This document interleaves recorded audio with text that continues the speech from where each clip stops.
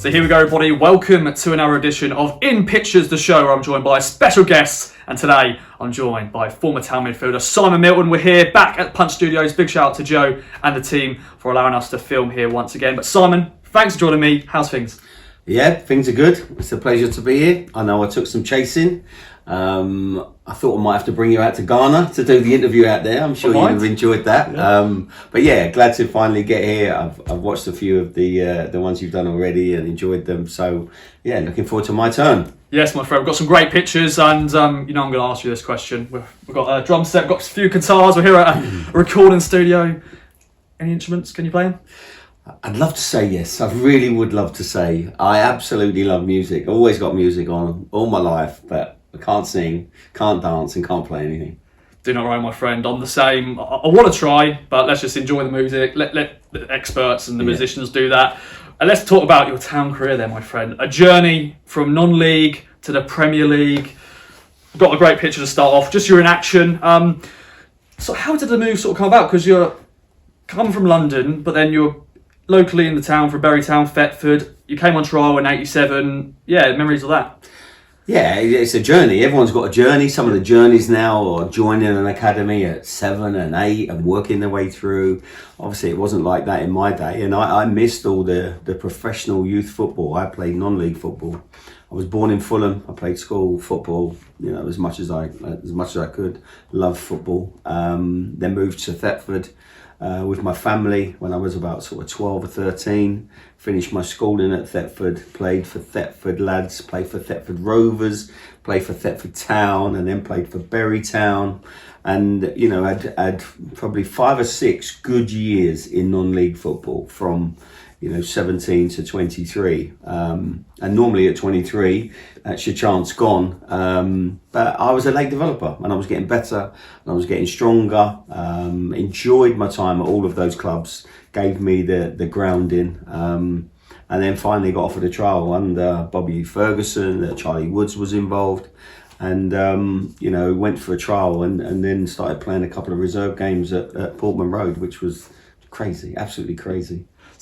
So you're telling me there's a chance for me? I'm 26.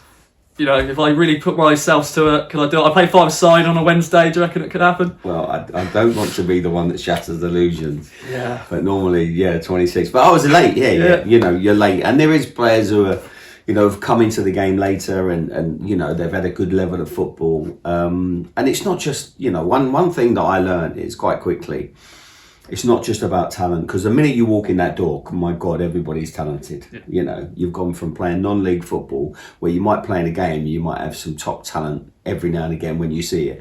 Then you go into the pro game and you look around the dressing room and you go, my God, he's a good player, he's a good player. It's the talent but it's the application, determinate, there's the work ethic, what you're like as a person, what your character's like, what your personality's like. And that's what the managers and the coaches are looking at. Every single day, every game, every training session, every weight session. And that was the bit, I've got a 1-year contract at 23 years old and I want to earn my next year. And I as much as I love my non-league, I didn't want to go back there. So I made the most of every minute, to be fair. Definitely. Well, let's bring up the next picture then. It's a team photo from your first season. Some great names in here, of course. John Duncan, the manager. Memories of him, sadly passed away recently, but some other great players in that picture as well. Yeah, I came on trial under Bobby Ferguson, and Bobby Ferguson, said I'd done enough to offer me a contract. So I was expecting to get a contract. And then at the end of that season, that was when Bobby Ferguson didn't keep his job. So I was, I didn't know what was going on. I'd kept in touch with the club. I'd kept in touch with Charlie Woods. And then John Duncan was appointed. So I then got the chance to go and meet him. And I was meeting him with Charlie Woods. And he said, I've heard a lot about you. And, he said, I've got 2 options. He said, one option is, to come and try it again, where I can have a good look at you. He said, but you're 23 years old now. Do you know what I mean? I need to, I think they've done enough. And Charlie's told me, let's give you a year. He said, so it's up to you now. So I signed a 1-year contract. And you've got to think about the people that have helped you along the way, and certainly Charlie Woods and Brian Owen at that stage. But John Duncan, actually gave me my first contract. So it was a case of my negotiating skills were horrendous. It was like, I'm going to pay you this much every week. And I went, thank you very much. And walked out the door and told my family and my friends, and was just like, oh my God, this is This could be a life-changing decision, or it could be 1 year in the pro game and kick back out again, you know. So fortunate for me, it wasn't. But yeah, great, you know, bunch of lads in here. I mean, I signed at the same time as David Lowe and Richard Harvey there. So that was Graham Harvey. Sorry, that was the time. You look at these players that you know, Mickey Stockwell, Dalian Atkinson, what a player he was, and you know, shame to have lost him recently. Mr. Vray was a top player. Romeo Zondervan, Frank Yallop, Jason DeZille, John Wall. You know, these are top players, and like I said, you've come out of non-league football and you go into that dressing room, and that's where you need the character and personality. But I enjoyed it. I enjoyed the dressing room. I enjoyed the banter. I enjoyed being part of the team, part of the squad. And also, I just played 6 years of non-league football. I enjoyed the training ground, the kit, the equipment, playing in big stadiums, and now and again seeing my name in lights. I absolutely loved every minute. And, you know, John Duncan and Charlie Woods and Bobby Ferguson, a debt of gratitude. Definitely. Next picture then, my friends, is are you celebrating a goal? Just that first few seasons, you know, playing professional football. Of course, you were able to sign another contract. You're still there. What was it like to score a professional football goal? Yeah, I mean, I didn't get straight into the team at Ipswich. I had to go out on loan. I went on loan twice. I went to Exeter. I went to Torquay. Those went really well. I then came back towards the end of the season and started playing regularly. And, you know, I was known as a goal-scoring midfielder, so I had to score some goals. And I love scoring goals. There's nothing like scoring goals. Do you know what I mean? And you can see me reeling away there. I think that's Leeds. I'm not sure. You know, my first goal ever was at Bradford for Ipswich Town, but I think that's actually a game at Leeds. Dalian Atkinson reeling away in the background. But yeah, the game's about goals, and you know, and if you can do something, sometimes you can have a poor game and nick a goal where everybody just talks about how fantastic you were when actually you haven't contributed much, but you scored a goal. But yeah, as a midfielder at that time, we had other midfielders who would score, people like Jason DeZelle, and playing up front, you know, pace and power like Dalian, and then Chris Kiwomia coming through at that stage as well. You know, there was some talent in that team, and my early years of professional football sort of, you know, stood me in good stead. Definitely. And you've mentioned some great players already. We've got a great picture here in the Baths. Craig Forrest, Mickey Stockwell, Frank Gallop, Chris Coromia, and Romeo Zondervan, who's got just, I don't know, he's just complaining stuff in there. I don't know what he's doing. First of all, I mean, look, you know, it's a group of men in the bath. Do you know what I mean? That's something. And I've seen, you know, this is our time, you know, like you said, that's late 80s. Yeah. You know, you'd have seen these amazing pictures from the 61-62 championship team, the 78 team. Do you know what I mean? You can imagine that's Walkie and Beattie and everyone with a fag on and Alan Hunter. So that's an iconic picture. God knows why they let the photographer in. Do you know what I mean? So but I played. You know, you look at across there. There's a lot of games.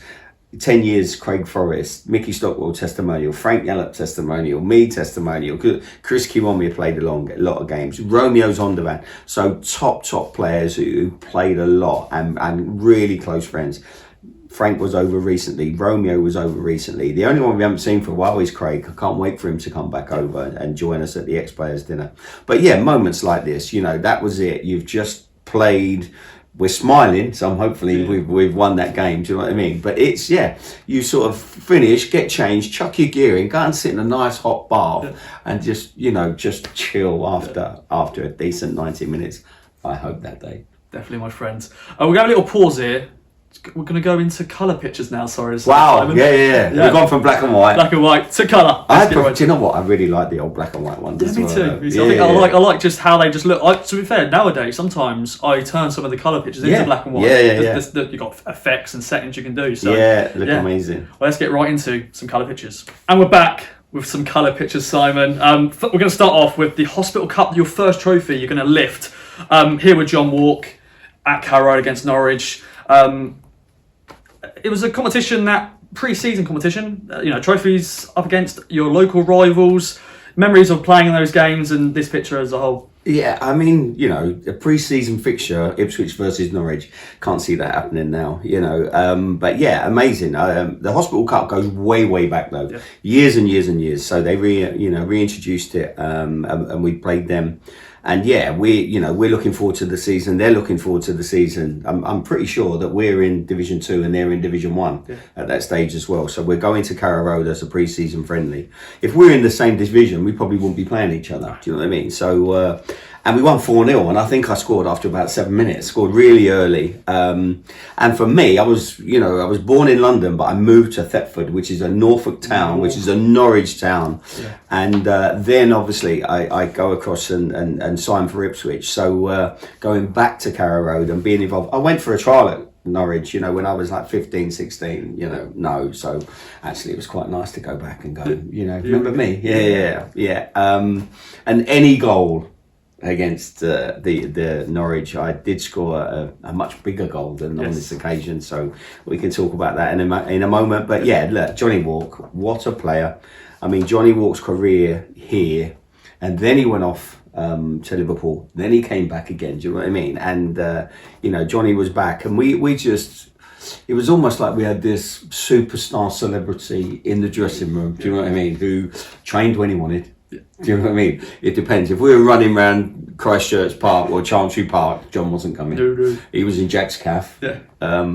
But my God, he came alive at the weekend, played every game, very strong, played to a great age, knew his body, probably 4 massages, 1 training day a week, and played every game. But it was a legend. He was an absolute legend to have him to come back. So yeah, good days. Any goal at Carrow Road or against Norwich is a good goal. Definitely. We're going to have a picture of you lifting the trophy, but you mentioned the other Norwich goal. Was it in the Members' Cup, extra time? Yeah, well, I'd like to say it was in the Champions League, but it was in the Simod Cup. Yeah. And once again, they're in the first division, we're in the second division. So you can imagine, Portman Road at that stage, the North Stand is like 2/3 Ipswich, 1/3 away fans. So it was absolutely packed. 0-0 at 90 minutes. And then I come on as a sub in extra time and scored a winner. And just, if ever there was a way to endear yourself to the home fans, we've beaten them 1-0. Ball into Jason, I think, comes down, and I remember left foot volley. Don't go for that, Gunny. You can't get that. Yeah. 1-0, go running off, and then get grabbed and dragged down, and people just going mental. And then, obviously, following that game, there was lots of local media interest, and this boy from Norfolk has now scored the winner and knocked them out of the cup. Like I said, I'd love to say it was like a quarterfinal of the FA Cup or a League Cup or something, but it was a very minor cup. But those Ipswich Town fans, remember it. They didn't care, and nor did I. Absolutely loved it. Yeah. So I haven't got any pictures of those celebrations, but we just got a picture of you at Carrow Road lifting a trophy. So happy days, my friend. Absolutely. Yeah, absolutely. Any trophy, pre-season. And, that's what pre-season's about. Pre-season is getting yourself ready for a relentless 10-month season. Do you know what I mean? Getting your body fit, getting all the games in. I've played over the years in the seasons that I played. You've had really good pre-seasons where you've won every game. You've had really bad, do you know what I mean? And at the end of the day, it doesn't always affect what type of season you're going to have. You want to get through it, don't get injured, get your fitness, show a bit of form, and then hit the ground running when the season starts properly. Indeed. Well, let's go and talk about the season that was. Before we get into some of the pictures, let's talk about John Lyle. He was your next manager. John Duncan left and John came in. Legendary West Ham manager. What was that like, him being in charge of Ipswich Town? Yeah, totally different man. John Duncan, much younger man, had put together a system that he believed in, which was a more direct system, which was a bit of different from Bobby Ferguson and Bobby Robson. So he took some persuading, do you know what I mean? And fans didn't warm to him as much. But we were still successful. We were still a decent team in Division 2 at that stage.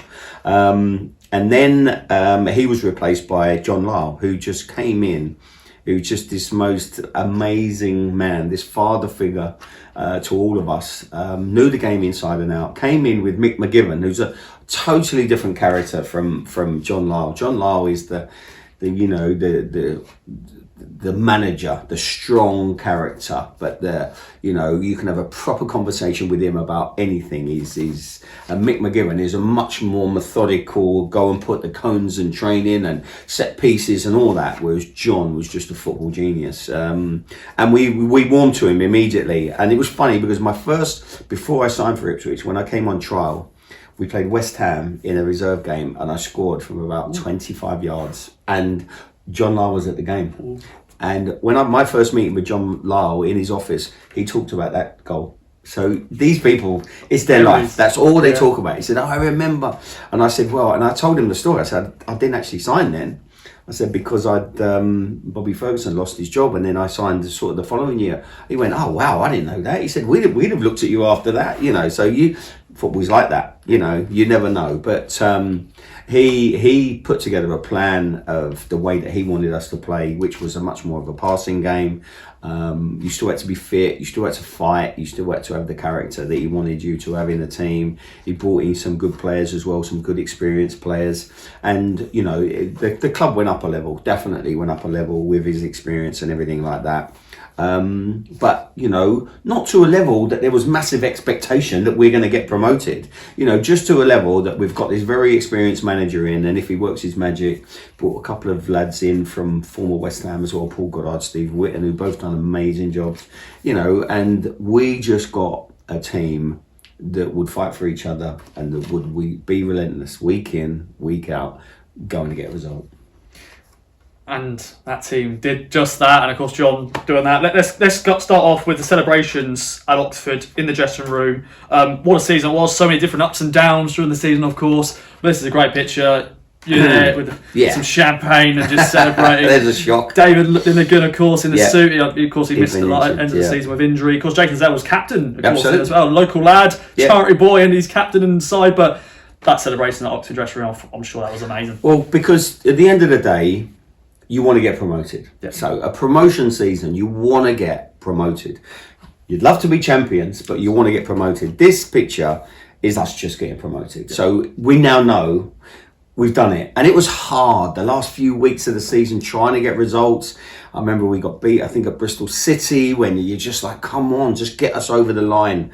We were fighting, and the teams around that stage at the time, the Blackburn were so strong and they were very, very well backed as well. But we just kept going. So getting a point at Oxford where Gavin Johnson scored for us, Jim Magilton scored for them. Yeah, so a young Jim Magilton. But just being part of a promotion winning team is the most amazing part of my career, without a shadow of a doubt. Those teammates, that's manager, do you know what I mean? The people who are at Oxford, the people who got behind us, because at the start of the season there wasn't a lot of expectation, but it started to grow. And by the end of the season, we're getting packed houses, we're getting the stadium full, and we're going for it and just getting there. So yes, we got promoted that day. And once you get promoted, then you want to be the champions, don't you? You want to be, champions. So, the last thing you want to be doing towards the end of that season, and, it's what we're looking at now is the playoffs. The playoffs are an absolute lottery.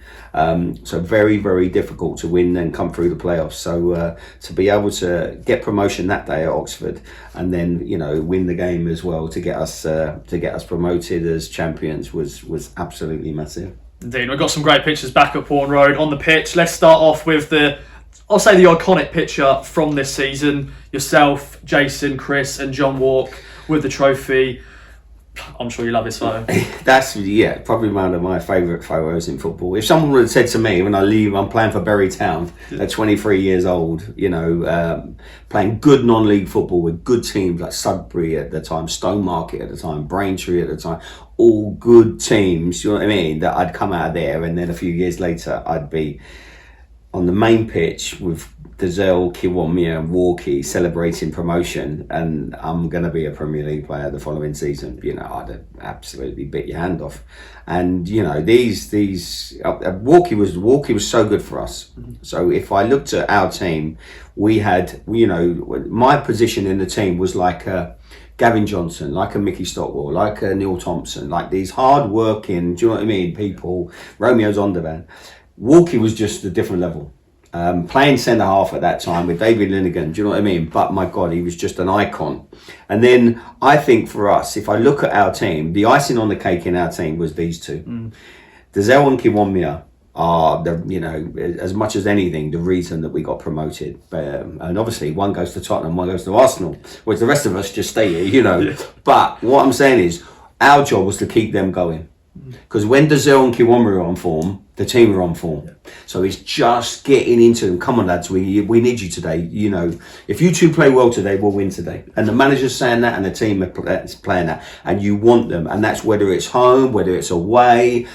Dazelle's football brain and touch and ability is amazing. Chris Kiwomri's pace and the fact that he will run all day and he'll run for lost causes, do you know what I mean? And can score a goal as well.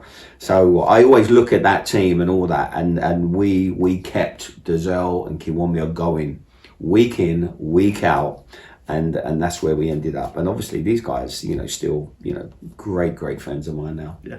Yeah, it's great to still, you know, sometimes you settle here, don't you? You just settle. And it's like Walkie, he's been here since the 70s and he's still here. Doing things. He's gone on to Liverpool and Middlesbrough, but he's come back and he's still about. It's great to see. And let's just talk about this team as a whole. You know, here's the team photo. Yeah. Some of the great names in there. Of course, some local lads as well. And, you know, Gavin Johnson, you mentioned him earlier, he's a local lad. And, you know, Paul Gard has said from West Ham, as you mentioned, Craig Forrest came from Canada, Frank Gallup as well. I'm talking about all the players there. There's so many great players. Yeah, but just a bunch. You know, there is no superstars in that team. Do you know what I mean? You know, I mentioned Chris and Jason, who you know went on to, you know, bigger clubs and stuff like that, who were talented players. That, you know, there's a few players that come through the academy there as well with, you know, Jason and Chris and Mickey Stockwell and Frank Gallup and Gavin Johnson and Craig Forrest, David Gregory, I can see just there. So there's a lot of people that have come through the ranks as well. And, you know, the football club has not spent a lot of money putting that squad together, you know. So, and the captain's in kit, but he was injured. So I think he's done a John Terry. He's just put his kit on because he wants to be out there, and fully deserved, because he was another one that had an outstanding season. Young lad who was the mascot that day, he walked out with me. I took him everywhere. I think he had the moment of his life because he got in every single picture. Big Phil Whelan came in when David Lindegan got injured, untried, untested, scored 2 goals in 3 games. Do you know what I mean? It was just amazing. So, yeah, it was our time. You know, look at the stadium, look at that team. This is last home game was against Brighton, and just again a moment in time. We got to beat Brighton to win the league and be champions of that, you know, that league. And you know, it's like twofold. It's you're champions, so that means you're going to get promoted. But at the same time as us getting promoted, they go from Division 1, 2, 3, 4 to Premier League. Do you know what I mean? 1, 2, 3. It's just amazing time. Inaugural season for the new Premier League, Sky Television coming in. So yeah, if ever there's a time, and everybody deserved that. You know, the behind the scenes, when the Cobbold family, Patrick Cobbold and John Kerr and David Sheepshanks and all of those guys who just kept us going through in that season. So and what a celebration. And my God, I'd be looking to see a picture like this at the end of the season. I hope so too. We've seen. I'll be on the pitch. Don't worry about that. Get on there. Yeah. I'll be on there as well. Let's talk quickly before we go into the Premier League. Yep. You know, the big Premier League, which we know what it is now, but it was the first season of the Premier League. We've got some great pictures on the open top pass parade. We've had the FA Cup, UEFA Cup, those great legends, but it was just great, you know, after those many years, because it was a transitional period for the club. But that must have been amazing just to be on open top bus. I'll point out we've got a bit of wimpy there. I like myself a bit of wimpy, and there's still one in Felixstowe, by the way. Mate, unbelievable, isn't it? The parade. When people say, you're going to go on a parade and you're going to finish at the town hall and you're going to be on the steps and you're going to sing songs to the fans. It's just moments in time. You never ever forget them. And, you know, I remember that, you know, like it was yesterday.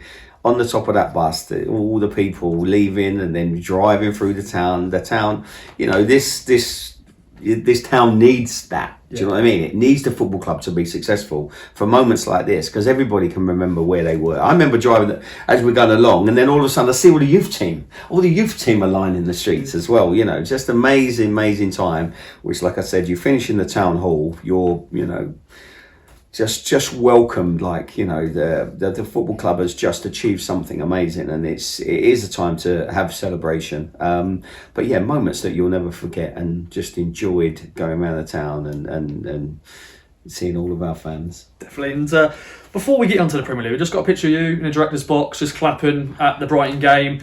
Yeah. You mentioned it earlier, from non-league to Premier League, but what were you thinking then? Thinking, I'm going to be a top flight footballer? Yeah, I mean, sometimes sometimes it takes a little bit of time to settle in. Sometimes you got to, take it all in, and sometimes, when I've been working with players over the years, and when they've achieved something good, it's quite nice to actually talk to them about it and say, look, listen, you enjoy this. Your career goes like this; it flies through year after year after year.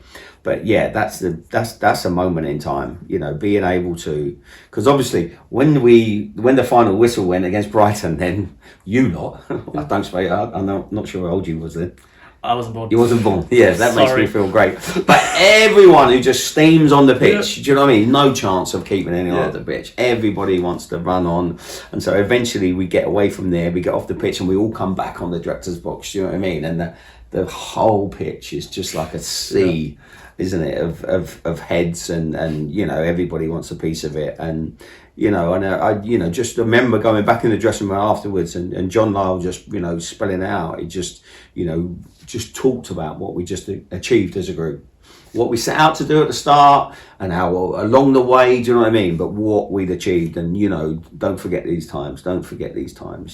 So yeah, the moments in time that you never ever forget.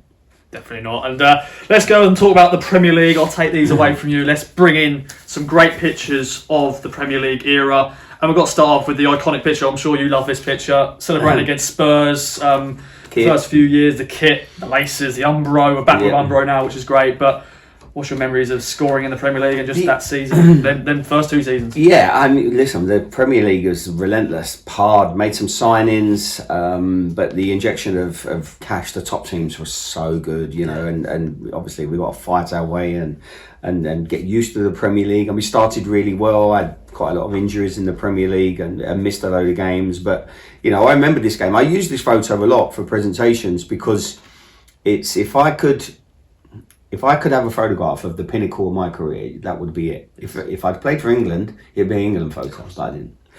I played for Ipswich Town in the Premier League, and if like I said, when I was a youngster, if someone had said, you're going to be playing at Pullman Road, live on Sky, packed house, against Spurs, in the Premier League, scoring a goal, I'd have taken that. Do you know what I mean? So that's why. But then the reason I use this photo a lot is not just to say, look at me. Yeah. I use that photo because then I start to remember everyone who helped me get there. Yeah. So that's my schoolmates, my team, my PE teachers, all the Sunday League teams, all the junior teams, you know what I mean? Working my way through Thetford Rovers, Thetford Town, Bury Town, played for Suffolk, all of these people, and then finally getting my chance at Ipswich, and then working with the coaches and the managers. It was Bobby Ferguson, it was Charlie Woods, like I said, it was John Duncan, Peter Vivian, and then John Lyle and Mick McGivern. They got me there, absolutely got me there, and my teammates. So yeah, they're absolutely iconic. Love the kit. What are we doing with laces in our kit? You remember when imagine when it turned up, we'd go, what on earth is that? But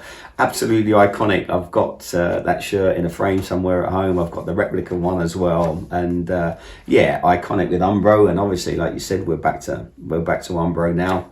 But again, the game's about scoring goals, and if you get the chance and you make that moment and score that goal, yeah, you get memories like that. Yeah, and of course we've got another picture of you celebrating. This was a goal against Forest. Of course, you scored some other goals against Wimbledon, Blackburn as well. Just scoring in the Premier League, that must have just been an unbelievable moment. Yeah, and I think that was Brian Clough's last game. Yeah, it was. I think it was Roy Keane's last game for Forest. Okay. I think he went to Man United after that season, and I scored another shot from the edge of the box, set up by Dazil again. Do you know what I mean? As the ball goes into him, he's going to give it to you at the right pace, and managed to get on the end of it and score. And that's it's a great photo. It's part of what you're doing. You're part of a team. And if it happens to be you who gets the goal on that day, I think we won 3-1 or something like that. We did do well. I think there's another pitch invasion as well now. Yeah, well, do you know what I mean? I'm probably staying up, I think, at that stage. Yeah. But yeah, it's these are memories, and playing against a Roy Keane, playing against a Brian Clough team. Good teams, good memories.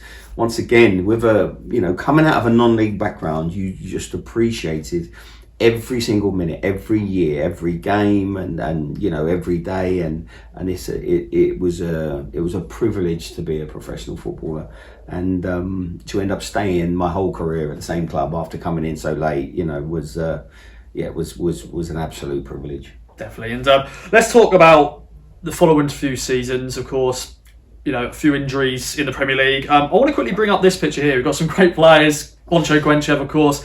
Number 17. Did you players care much about squad numbers, or did you? No, I mean, I think when they, I think the first year in the Premier League, we didn't have numbers. Yeah. The second year in the Premier League, they had numbers, but the numbers were based on the people who played the most games, and I think I was injured a lot, so that didn't bother me at all. There's been some good number 17s that are playing for Ipswich over the years, but I'm just looking at that wall: Slater, Guenchev, Milton, Kiwomya, Mason. Not very big wall, that is. No. There's a few goals in it though. I mean, Stuart Slater, local lad, had a good career away at West Ham and all that, and came to Ipswich. Really good lad. Boncho Guenchev was just brilliant. He just he was like a Bulgarian Jack the Lad, do you know what I mean? And it warmed to him. Yeah, just a really good guy. Chris, obviously one of my closest friends, and recently spoke to Paul Mason because he did co-commentary for one of the games recently. So again, didn't like training Paul Mason. Came alive on a match day. Brilliant finisher, do you know what I mean? And real good lad. And these people that you played with, whether it's a year, 2 years, 5 years, they become friends. And the minute you meet up with them, after God knows how many years, coming down this year to the ex-players dinner, it's just really good to sort of chew the fat and talk about, times you had. And because you spend a lot of time with these guys. Do you know what I mean? Every day with these guys, travelling away, getting on the coach, hours and hours on the coach, and but yeah, the Premier League was so tough though, relentless. Squads were getting bigger, and I think 3 years was a decent amount of time to stay there, and then there was a transition from the end of John Lyall to the start of George Burley at the end of it. Indeed. We've got a picture here. Probably one of the final sort of seasons in the Premier League. Another great, the kit, that's the away kit, the red away kit. Yeah. This against QPR. And as you mentioned, George came in, Joel left, and George came in, unfortunately, wasn't able to save us from relegation, of course, with some bad results. Of course, the main at 9-0. You didn't play in that, thankfully. I'm sure you're happy about that. But that sort of end period there, but George coming in, a legend of the football club, being a player, UEFA Cup, your FA Cup, played 500 games for the club, coming back. What was that like, having a former player come back as manager? I love playing under George as well. I love playing under John. George came in, younger manager, fresh ideas, had been successful before, came in from Colchester United, had an unbelievable history with this football club, so he came in. Now, we were struggling by the time he came in. He came in halfway through the season, we're struggling. We hung on by our teeth the season before by getting a result at Blackburn at the last game of the season. But the fact that George had so much history with the club, the fans backed him. Everybody backed him. So it's not nice being relegated. It's great being promoted. It's not nice being relegated. So when we got relegated, the fact that it was George at the end, George was going to get a fair crack at the whip the following season and do a total rebuild. As he did, do you know what I mean? And we know what happened a few years sort of later after that. So, if I think back to our, the last season or the second half of the last season when George came in, it was a difficult time. Small, the size of our club to the size of the clubs, and this is 3 years of Premiership money now, plus the money that the rest of the guys have got. Not like it is now; it's even more ridiculous now.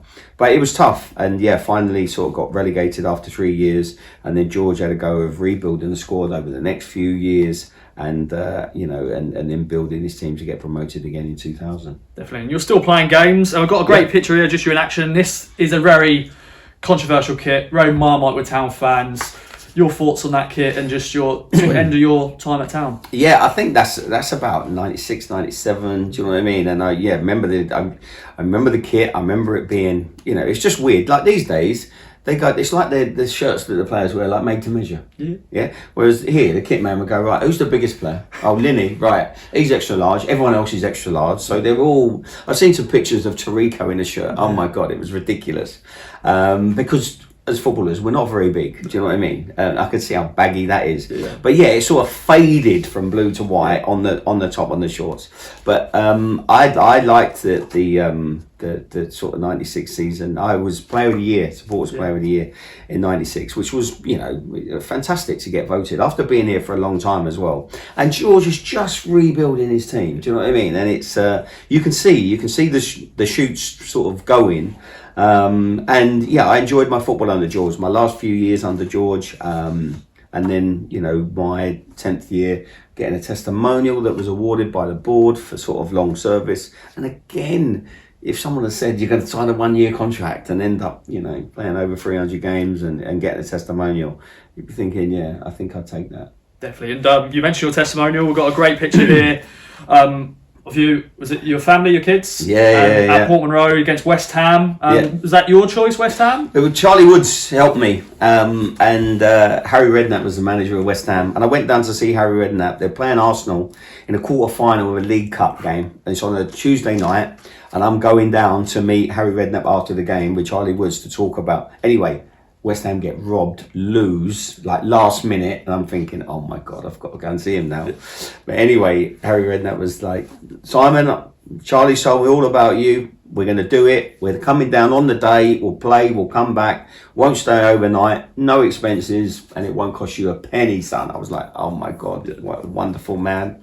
And they did. That's what they did. They came down at that time. I had this idea that all the players could bring their children as mascots as well. So all the kids came out, which, it was a lovely idea, apart from the people who had to organise it because it was bedlam. And I'm looking at those pictures. That's my son, Max, and my daughter, Jessamy.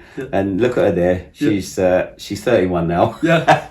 He's 27. Do you know what I mean? So yeah, if you look at the ages of these kids and that time, but yeah, that's a proud moment. That's a very, very proud moment, getting West Ham down, and having the opportunity to have a testimonial game and a testimonial year after coming into the game so late. Yeah, and you never forget days like that. Absolutely poured down on the day as well. Any other game, I think, wouldn't have made it. No. And the kit man, the groundsman, Alan Ferguson, was like, Christ almighty, how are we going to get this game on? But they did, and another great memory. It's 2-2 the score, I think. I think it finished 2-2, yeah. And then I went on the pitch after the game in my suit and a pair of wellies and thanked everyone for coming. So, good. And that was, it was funny because my testimonial year gave me an insight into organising events at football and stuff like that. So we had dinners, we had golf days, we had the game and all that, and I really enjoyed it, which helped me with the transition, when I finished. Definitely. And before we get into that, let's sort of sum up your town career in sort of a few words. I know it's hard to say in a few words, but I always do this on in pitches. Just how would you sum up in a few words, as you said, from non-league to the Premier League and testimonial year and everything like that? I'm sure you look back with some great fond memories. Yeah, I think we started with this picture and we go back to this picture, and I think I've said it a couple of times. I can't look back and go, oh, if I'd have tried a bit harder, I could have gone a bit further. Do you know what I mean? I could have, if I was good enough to play, I played 11 years. If I was good enough to play 11 years in the Premiership, someone would have bought me and I'd have done that. But obviously I wasn't. But I was good enough to spend this amount of time at Ipswich Town and be part of that. Those squads, play under those managers, play with those players. So I don't regret sort of 1 minute. Do you know what I mean? I came out, I worked hard. I enjoyed playing with all the managers. I was treated very well by all the managers. My contract was a renewal, then a renewal, then a renewal. No agents in those days. Lived in the area, was certainly part of the area. And, I ended up doing, from non-league, doing 11 years on the field. And then after that, 19 years off the field. Yeah. So if someone had said that, I think I'd have taken that as well. But no, I loved every minute. Being a professional footballer is an absolute privilege. You come in every day, you get the best kit to wear, you go and train with the best players. You train on the best pitches, you travel everywhere, you do pre-seasons, you do end of seasons, you play in front of 20,000, you get the chance to score goals and lift everybody, and they pay you every week. Living the dream. Frightening. Living the dream. I wish I could keep going. Yeah, and as you said, you stayed at the club doing many different things. Of course, you were there at Wembley, 2000. Yep. George Purley was still there, and I'm sure there were some of your teammates still there. Absolutely. The team was getting built, and Matty Holland and many other names we can mention. What was that like, seeing this team get promoted again to the Premier League? Yeah, I mean, and like George, they gave him time, they gave him the finance, he was relentless, George, and he brought good players in, and you could just see it growing and getting stronger and stronger. And when we all went to Wembley, I mean, the semi-finals, the playoff semi-finals, which I went to both, were just absolutely crazy games. And then the Wembley final, although it wasn't a foregone conclusion, do you know what I mean? It was a tough game because goals going in everywhere. I knew we were going to win. Do you know what I mean? And I think the Barnsley fans knew we were going to win. We were the best team at that stage, and and what a way to get promoted. So I just started my off-field career. I sat down at the end of my last contract when I didn't get a new contract from George. I'm coming up to 35, and George Birdie said to me, "Look, before you drop down the division or go somewhere else, the chairman wants to see you, and so I went to see David Sheepshanks. We sat down, and he said, "Look, listen, you've been a part of this club for so long now. I think there's a really good opportunity to keep you here in a different type of role. I've seen the way you ran your testimonial, and I think we've got the new academy started." So we just sat down and created a job for me.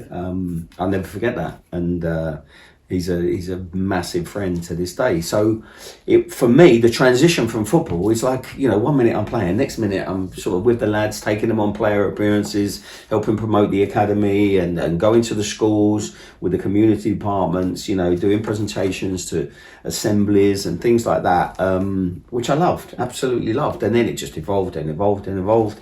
And, when I left, I was like a academy director, financial, commercial. Loved the match days, working on the match days, and I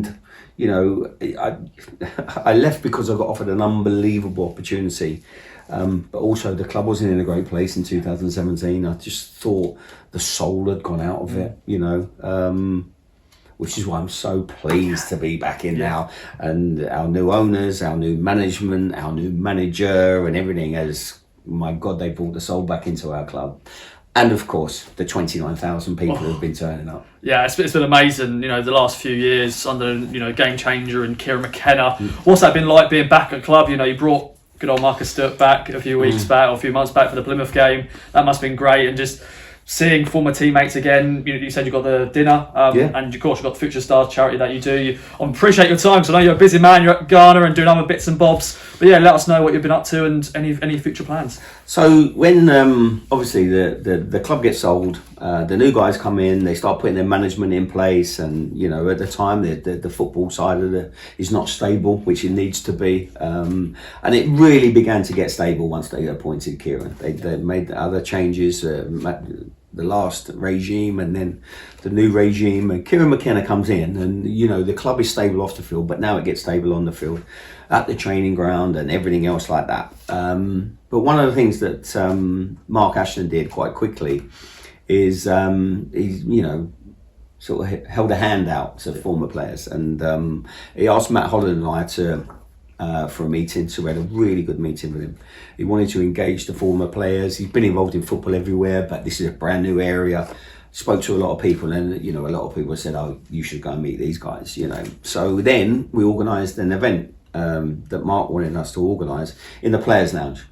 So in the Players' Lounge, we got Mark Ashton, Mike O'Leary, Kim McKenna and his team. Do you know what I mean? And we've got like Walk, Burley, Butcher, Osman, Mills, Milton, Holland, Alan Lee, James Scowcroft, Darren Bent, Darren Ambrose. Do you know what I mean? Yeah. Just Mickey Stockwell.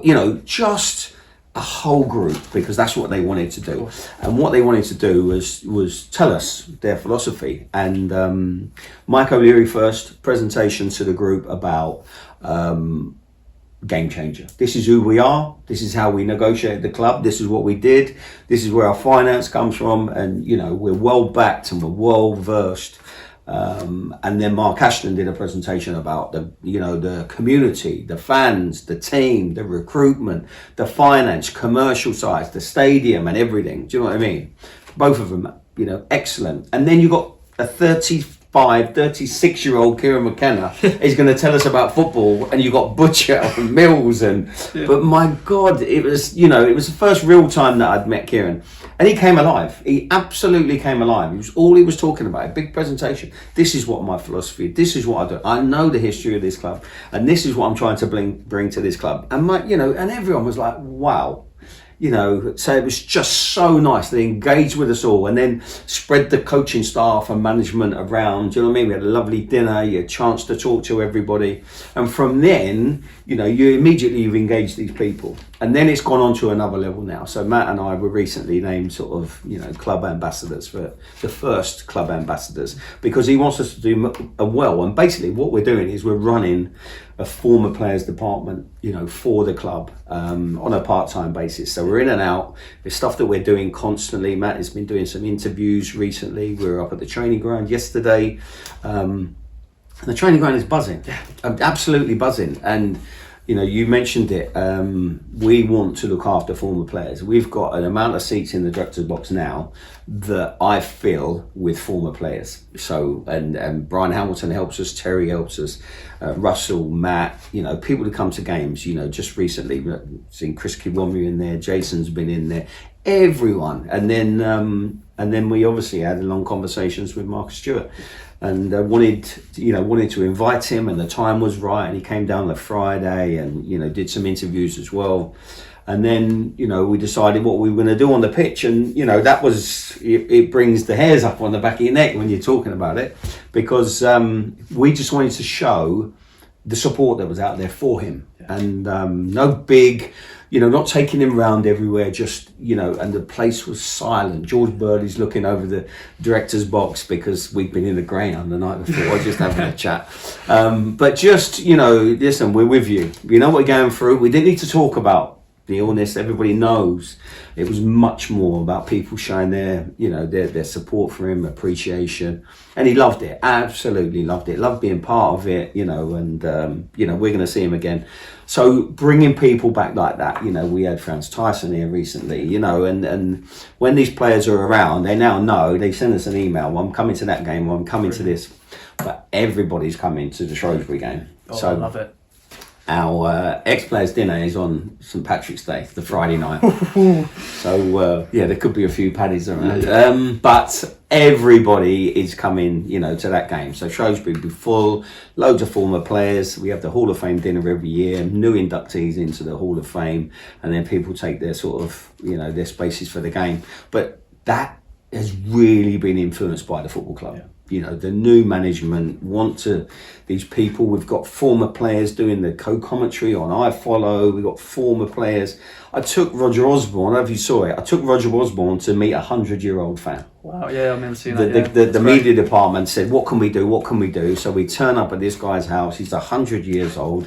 He meets myself and Roger Osborne. He went to the FA Cup final, and then Roger Osborne pulls his medal out of his pocket. It was just, this guy's been an Ipswich Town fan all of his life. So doing things like that with former players as well. But it keeps us busy. And then you mentioned, Future Stars, which is a charity that I set up with the company I'm employed by now. I'm employed by a shipping agency based in West Africa. The chairman of the shipping agency, Gary Miller, is a massive Ipswich Town fan, and he approached me in the first place. I helped him set up a project in 2015 and then joined full-time in 2017, and then the charity was born. We've got 5,000 kids, 7 schools, coaches, teachers' salaries. We fund uniforms, books for the kids who would not get an education without what we do. It's funded by corporate donors, funded by events. We're now doing events with the Ipswich Town Foundation, which has been really good. We reintroduced the cycle ride that we started many years ago, did it last year, doing it again this year. 50, 60 cyclists, going all around Suffolk, raising money for both charities. I'm in Ghana 5-6 times a year, 2 to 3 weeks at a time. In between that, I'm at Portman Road watching this team. I've booked all my travel around the end of the season, obviously. But yeah, when I'm here, when I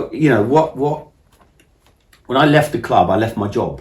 I didn't leave the club. The club is my club, of course, your club, our club. So I didn't leave the club and go and support somebody else. I was still here every week. When I'm in the country, I'm coming to the games and checking results. Of course, just it's your club. Yeah. One thing I love seeing, when you're in Ghana, you're giving all the kids Ipswich Town shirts. Absolutely. It's just great to see. Yeah, because that's it's a good thing for us, and they get to the end of the season and giving these kids and Ipswich has got a real presence now certainly in the schools and the projects that we're with, and we get kit from all over the place donated, because at the end of the season they're changing all the kit, and some of these pro clubs have got massive amounts of kit, and we ship it all out and we start giving it out. I took a group of people out last year and we refurbished the whole school block. I had people painting the walls inside the school. We haven't painted the houses for God knows how many years, because they just don't do that anymore. But Ghana's a fantastic country, and West Africa, into Togo, and we're right up to Senegal, and just looking at all the difference, if you're a child born in these countries to a child born here, you just appreciate everything, and every time you bring people out, they get an understanding of what life is really like. And yes, it's difficult here at the moment, but I think anyone born in the UK is a privileged person. Definitely, my friend. Well, I appreciate your time. Some great memories. It's been a pleasure. Any other business? Any other notes you want to mention? No, I don't think so. I just think, here we are now. We've got 14 games to go. I'm as excited as everybody watching the game. I'm as frustrated as everybody sometimes when I'm watching the results go in and we can't get a goal and the goals are flying in everybody else, but I believe in the process. I believe in the journey. I am, privileged to be close enough to it to see it, see the work that they're doing, see the way that these guys are, and it's difficult. It's no given, God-given right. It's going to be tough. It's going to be ups and downs between now and the season, but we're in good hands. We've been through a transitional period, and now, these people will get it right. And like you, I really hope they get it right at the end of this season, and let's see where we finish. But I just love going down there now as well. Do you know what I mean? Well, I was going to ask you actually, the stadium itself is just outside. We've got probably a picture of you on the stadium. Yeah, all that the one, players. the iconic one. Yeah, that's up there. Yeah. But yeah, and that's what I mean. You couldn't see any investment coming from any area, and now you see investment going from every area. That's the difference. The amount of staff that there is now that you needed, whereas the staff was getting cut and cut and cut. And one of the big things is I remember when the club decided to disband the community department. Yeah. Do you know what I mean? It was just unbelievable. And, the people who are making the decisions have been told, are you sure this is what you want to do? Because that's where our fans come from. That's where we start and all that. And now, working with the people at the club within the foundation now, the people who are organising everything. I work closely with those guys with the fundraising, what they do. They're doing exactly what we should have been doing. But now, I think it's the fastest growing department within the club. Their reach is getting massive. You want every kid in Suffolk who wants to play on a football course to have it sort of linked to an Ipswich Town football course, because again, they're your fans of the future, possible players of the future. The academy is, they're fully invested into the academy as well.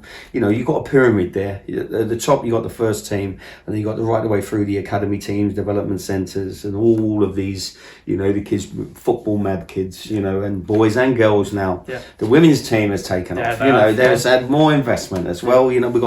We've got women on professional contracts for the first time. So our club is in really great hands. Do you know what I mean? And I'm enjoying every minute of it. And Saturday afternoon, I just we're all a little bit sort of nervous. I would just say, get behind them, be patient. Do you know what I mean? And we'll get there. Definitely, my friend. Well, thank you so much for joining me. Thanks everyone for watching another edition of In Pictures. Bye bye for now.